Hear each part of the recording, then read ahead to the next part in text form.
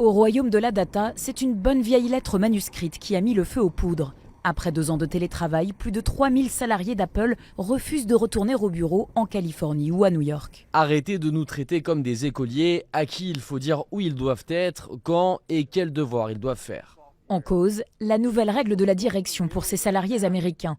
3 jours en présentiel par semaine, les lundis, mardis et jeudis. Quant au télétravail, seulement 2 jours, les mercredis et vendredis, une limite perçue comme infantilisante. Les gens se sont habitués au télétravail, ils ont même changé de vie, ils sont partis, ils sont carrément déménagés. Donc ça paraît un petit peu anachronique de leur demander aujourd'hui de revenir sur leur lieu de travail initial, d'autant que ça fait 2 ans qu'on a vu que ça fonctionnait. Ce revirement, estiment certains salariés, tient non pas à un problème de productivité, mais à la culture de l'entreprise. Apple a investi dans ses bureaux high-tech propices à l'échange informel, la créativité, un atout que le géant veut conserver. Face à la fronde qui gagne les États-Unis, Elon Musk choisit lui de taper du poing sur la table avec cet email on ne peut plus explicite aux salariés de Tesla. Toute personne qui souhaite faire du travail à distance doit être au bureau pour un minimum, et je dis bien un minimum de 40 heures par semaine, ou quitter Tesla. Question, une telle menace serait-elle possible en France ?